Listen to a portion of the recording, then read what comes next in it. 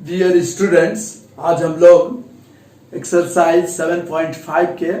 3 ऐसा क्वेश्चन को हम लोग चूज किए हैं जो कि हमारा केस 1 और केस 2 के जैसा ही है, लेकिन उस टाइप में एक्सप्रेस करना पड़ेगा कुछ सब्स्टिट्यूशन करने के बाद। तो इस टाइप का क्वेश्चन को हम लोग यहाँ पर सिलेक्ट किए हुए हैं और उसको हम लोग सॉल्व करेंगे। जैसा कि ये 3 क्वेश्चन है, क्वेश्चन नंबर 16, 20 और 23। ये 3 हमारा क्या है ना, ये इसको हम लोग केस 1 और केस 2 में हम लोग कन्वर्ट कर सकते हैं, केस 1 और केस 2 जैसा ही एक्सप्रेस कर सकते हैं। और जिसको एक्सप्रेस करने के लिए हम लोग कुछ सब्स्टिट्यूशन यूज करेंगे। जैसे हमारा क्वेश्चन नंबर 16 में हम लोग अगर देखते हैं तो dx by x into x to the power n plus 1। अगर यहाँ पर हम लोग x to the power n minus 1 से न्यूमरेटर और डिनोमिनेटर दोनों को हम लोग मल्टीप्लाई कर देते हैं x to the power n minus 1 से, तो ये क्या हो जाएगा, ये बन जाएगा x to the power n minus 1 dx by x to the power n into x to the power n plus 1। जहाँ पर अगर हम लोग x to the power n को पुट करते हैं कुछ y, putting x to the power n is equal to y, तो क्या हो जाएगा n x to the power n minus 1 dx हो जाएगा dy, यानी x to the power n minus 1 dx बन जाएगा dy बाई n। और इस तरह से ये इंटीग्रल हो जाएगा dy बाई n तो कांस्टेंट है, और by y into y plus 1, जो कि हमारा केस 1 में आ जाएगा, क्या कि यहाँ पर इंटीग्रेंड है 1 by y into y plus 1। Linear factor में है डिनोमिनेटर, और इसको हम लोग पार्शियल फ्रैक्शन में कन्वर्ट करके हम लोग इसको बना सकते हैं। तो कैसे बनाए ना, 1 बाई n इंटू इसको i मान लेते हैं, और जहां पर i is equal to where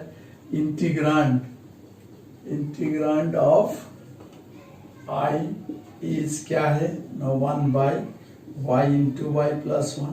जिसको हम पार्शियल फ्रैक्शन में बांटेंगे तो a by y plus b by y plus 1।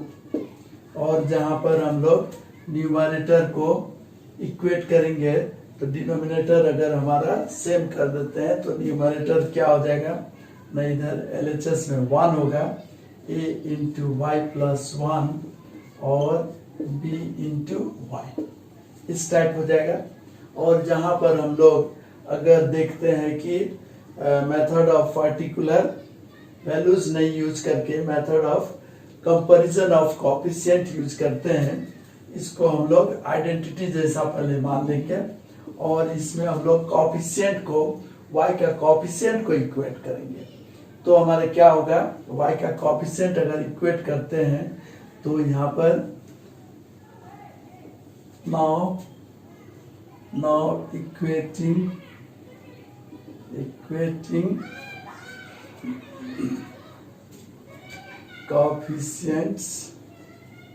coefficients of y and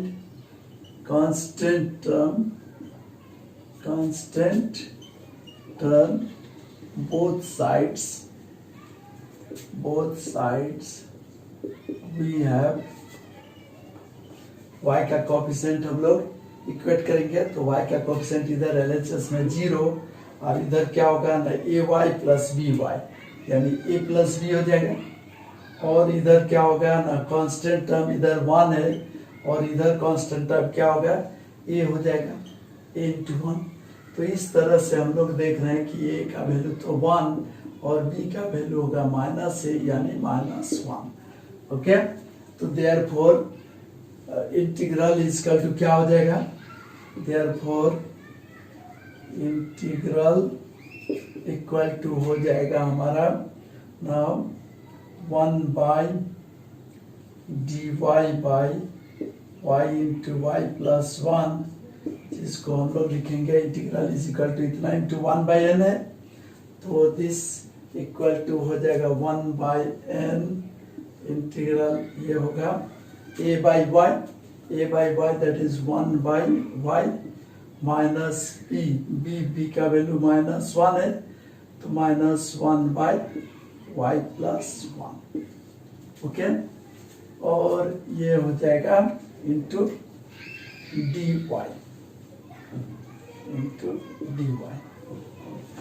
तो ये हो जाएगा हमारा 1/n कांस्टेंट 1/n log